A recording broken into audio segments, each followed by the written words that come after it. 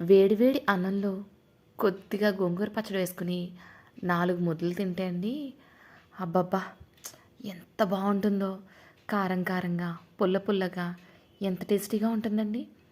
అటువంటి గోంగూర పచ్చడిని ఎలా చేయాలో అన్నది పూర్తి వివరంగా డిస్క్రిప్షన్లో లింక్ అయితే ప్రొవైడ్ చేశాను.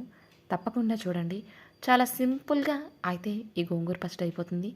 ఒకసారి చేసుకున్నావా 10 రోజుల వరకు నిల్వ ఉంటుందండి. కానీ 10 నిమిషాల్లో అయితే ఈ గోంగూర పచ్చడి రెడీ అయిపోతుంది. అటువంటి గోంగూర పచ్చడిని ఎలా చేయాలో మీకు ఇప్పుడు చెప్పేస్తున్నాను. ముందుగా గోంగూరను అయితే తీసుకుని శుభ్రం చేసుకుని పక్కన పెట్టేసుకున్నాం. ఇప్పుడు స్టవ్ వెలిగించుకుని బాణీ పెట్టుకుని అందులోని ఎండుమిరపకాయలు వేసి ఫ్రై చేసుకుని ధనియాలు, జీలకర్ర, మెంతులు కూడా ఫ్రై చేసి పక్కకు తీసేసుకున్నాం. ఇప్పుడు మనం పక్కకు తీసేసుకున్న వాటిని పూర్తిగా చల్లారిన తర్వాత మిక్సీ అయితే పట్టేసుకుందాం.